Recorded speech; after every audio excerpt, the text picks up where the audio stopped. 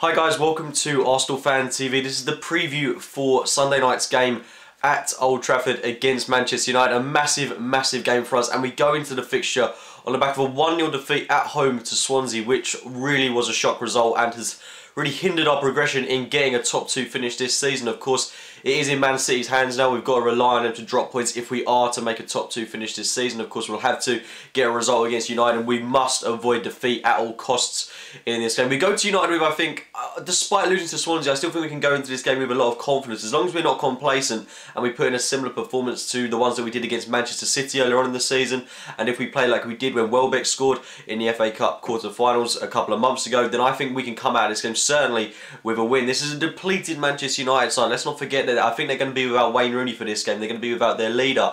Not to mention they're already without Michael Carrick, who is the absolute core of that team. We've seen over the past couple of games how they have absolutely dropped after relying so heavily on Michael Carrick, who has been an absolute diamond in their midfield this season. He's been absolute class despite his age, and they really have struggled without him in recent weeks. They will go into the game on somewhat of a high. They did get a win against Crystal Palace the other weekend.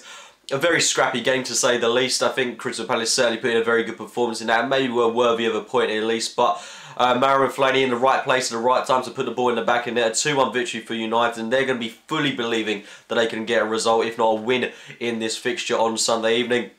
I think there are a couple of areas that certainly we have to expose from United. I certainly think that their defence is very vulnerable. I think that as good as maybe the likes of Chris Smalling and Phil Jones have been this season, they are very prone to error. I certainly think their fullbacks can be exposed. I think Luke Shaw is a potential player to start a fullback for them, and Valencia, I certainly think we can expose him in some way, shape or form. Of course, the midfield is going to be an area of the pitch where I think it's going to be rather difficult to override United. I think our midfield has been splendid this season, but they've got players like Marouane Fellaini who can make it difficult, they can make it rough for us. But I think with the technical players we've got in the middle of the park, it should be enough to overhaul them, but that's really where I'm concerned about them. Up top, I'm not too sure who they're going to start. If they are without Wayne Rooney, it's going to be a bit of a shock to see who's going to play up front for them. If Radamel Falcao starts, of course, it's very easy to throw the term world-class around nowadays, and considering the season he's had at United, it's very easy to label him as a flop, but I don't think we can forget this is a player that does still have talent in him, and I don't think we can take him lightly. I think he has the potential to be... Well, not potential. I don't know, it's very hard to describe a player like Falcao. He's been so unbelievably poor for United this season, and I don't really see him as a threat. I don't particularly see Robin van Persie as a threat in this game either if he was to start his fixture. It could be a chance for James Wilson to start this game up top for United. He's probably the player that could cause our defence the most threat in this fixture. I'm not overly sure if Angel Di Maria is a player that's going to start for United in this fixture. Of course, he seems to be rather out of favour with Louis van Gaal and the Manchester United setup. Ashley Young getting the nod ahead of him.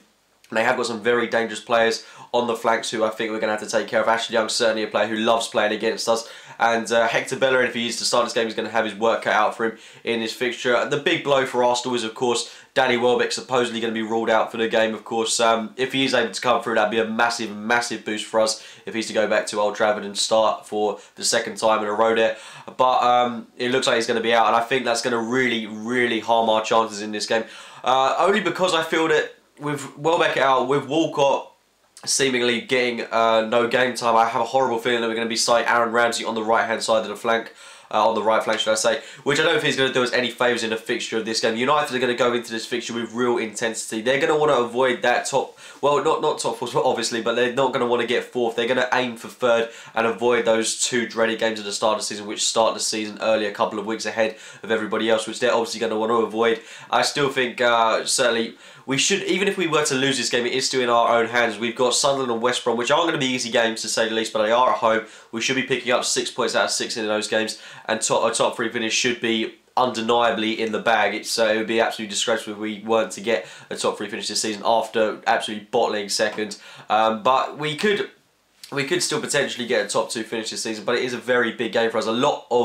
A lot certainly lies in this fixture, and it's one that if we were to go to Old Trafford and win 2 times in a row this season, that'd be absolutely phenomenal. Like I was saying though about Danny Welbeck on the right hand side, I think it's going to be a big loss. Aaron Ramsey potentially starting in that area of the pitch again, which I don't think is going to do us any favours. It waited an outlet for us in the game against Swansea on Monday night, and I'd much rather see a proper right-handed player start in this fixture and in this game. I think it's a good game for Theo Walcott, runners who can get beyond the back line. Walcott would be ideal for this fixture, but of course I don't want to see him start as a striker where Wenger supposedly sees his future. I don't see him playing there. I want to see him on the right-hand side of the pitch. I want to see Alexis Sanchez on the left and Olivier Giroud up top, which would be his first start against United this season, and hopefully he can notch a couple of goals against them.